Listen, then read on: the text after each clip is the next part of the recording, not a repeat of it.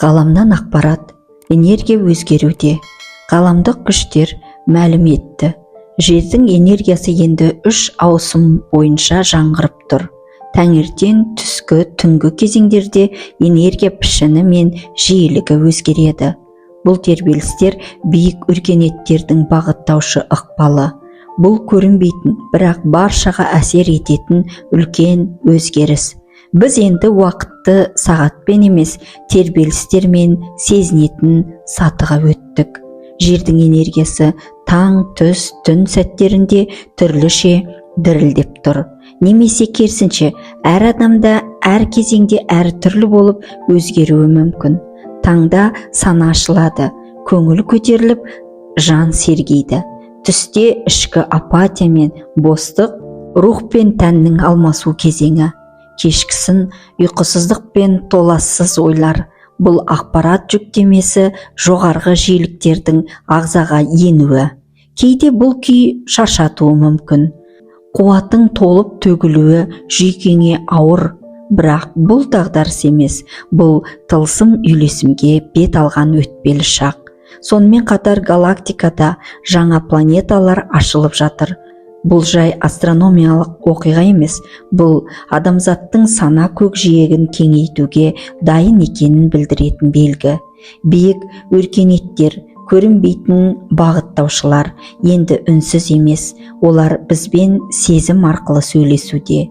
Енді жаппай басқа тіршілік иелерін көресіздер. Жер тіршілік орны емес, жер ғаламдық оркестрдің бір шегі. Ал сен сол әуеннің тербелісін сезе алатын сана иесісің. Ғалам сапарлары жанға жазылған жолдау. Сіздер толассыз сапарларға шығып жүрсіздер.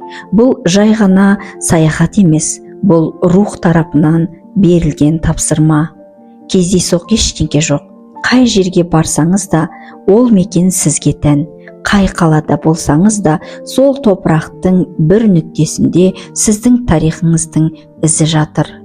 Мүмкін бұл өткен ғұмырларыңыздың көрінісі, мүмкін бұл ата-баба рухының шақыруы, мүмкін бұл болашақ жолыңызға бағыт беретін, ішкі үнді жаңғыртатын космостық белгі. Барған әр еліңіз, кездескен әр адамыңыз, көзіңізге түскен әр пейзаж бұл сізге арналған тылсым хат. Сол хатты жүрекпен оқыңыз, себебі дәл сол сәттерде сіздің өткен ғұмырларыңыздың шындығы ашылуы мүмкін. Қайдан келіп қайда бар жатқаныңызды сезінуіңіз мүмкін. Алдағы қадамыңыз не болу керектігі айқын болуы мүмкін. Бұл жаратушының үнсіз сөзі. Ол сізге жол бойындағы сезім, ішкі күй, тылсым түйсік арқылы сөйлеп тұр. Сондықтан сапарға шыққанда өзіңізді емес, жан дүниеңізді алып жүріңіз. Көзбен ғана емес, көңілмен көріңіз. Жатпен ғана емес, жүрекпен есте сақтаңыз. Себебі әр сапар бұл өз жаныңа жақындау, ғалам мен ұлттың өрлеуіне себепкер болу. Сіздің әрбір сапарыңыз тек жеке тәжірибе емес, бұл ұлы жаратушының жердегі жоспарына қосқан үлесіңіз. Ұмытпаңыз, сізді апарған мекен сізді ұмытқан жоқ. Ол сізді шақырды. Себебі сол жерде сізге қатысты ақиқат бар. Себебі сіз барған мекен жай бағыт емес. Ол сіздің жаныңызбен, рухыңызбен, ата-бабаңызбен, тарихпен, тіпті ғаламның жадымен байланысып жатыр. Сол сапарларда сіздің жаныңыз ескі жарасын еске түсіруі мүмкін. Рухыңыз бұрынғы ғұмырының елесін тануы мүмкін. Жаратушы сізге үнсіз түрде, міне сенің жолың деп жүрегіңе белгі береді.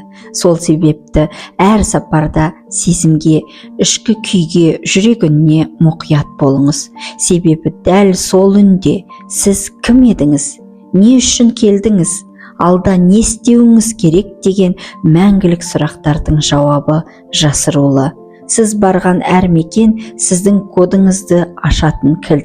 Әр жол сізді өз болмысыңызға жақындатып жатқан қадам. Бұл тылсым, бірақ нақтылық. Бұл рухани, бірақ өмірлік. Бұл сіздің жаратушыңызбен үндесіп жүрген сапарыңыз. ұмытпаңыз, жаныңыз сезеді, рухыңыз біледі, жаратушыңыз жол салып жатыр. Адам жүрегінің сырын білмей тұрып, үкім айтуға асықпаңыз. Бірақ әр жанның өзіне ғана мәлім сыры, көзге көрінбейтін жарасы, жүріп өткен тайғақ жолы мен нәзік әлемі бар. Сондықтан ешқашан мен оны толық білемін деме, себебі адамның ішкі әлемі тұңғиық. Сыртыңнан да іштей де сынау көпке оңай, бірақ біреудің жанын түсініп, шын ниетпен қол ұшын созу екінің бірінің қолынан келе бермейтін үлкен адамдық. Сен бір адамға жүрегіне жетер бір жылы сөз айт, ол сөз сол сәтте оның жанын тыныштандырып, жүрегінде мәңгілік қалсын, жақсылықтың мәңгілік ізі болып. Қазіргі кезең рухани жаңғыру және өсу уақыты, саяхаттаушы және қамқоршы рухтардың қызметі басталған кезең. Саяхаттаушы рухтар деген кімдер? Бұл рухтар басқа галактикадан келген ерекше адамдар. Олар біздің әлемде сирек туылады. Әдетте 10-20 рет қана өмір сүреді. Олар әр өмірінде өздерінің ерекше міндеттерін орындайды.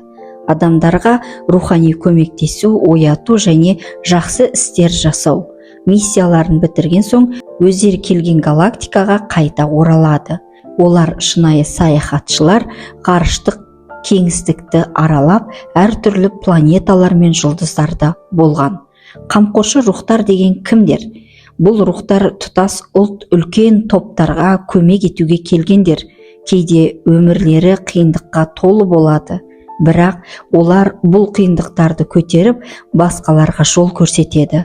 Олар ұстаздар, емшілер, кеңесшілер болып табылады. Олар адамдардың рухани өсуін қамтамасыз ететін қорғаушылар. Қазіргі таңда не болып жатыр? Қазір осы екі топтағы рухтар, саяхаттаушы және қамқоршы рухтар өз миссияларын есіне түсіріп, саналы түрде әрекет етіп жатыр. Олар бір-бірімен танысып, бірлесіп жұмыс істеп, адамзаттың санасын жаңа деңгейге көтеруге көмектеседі. Осылайша саяхаттаушы мен қамқоршы рухтардың қызметі арқылы жер, жарық пен қараңғылық арасындағы энергияның ұлы баланс ретінде қайта туылып, адамзаттың жан дүниесі мен кеңістіктің көп қабатты деңгейлері жаңа үйлесім мен тепе-теңдікке қол жеткізеді. Ғаламда жаңа, бұрын білмеген ерекше рухтар пайда болуда. Оларды нана душалар деп атайды. Бұл өте жұмсақ, нәзік әрі ерекше энергия иелері. Небір нана душалар қазір алғаш рет дүниеге келіп отыр, ал кейбіреулері екінші рет өз ғұмырын бастады. Олардың болашағы мен тағдыры ғаламдық жоғары кеңес тарапынан шешіледі.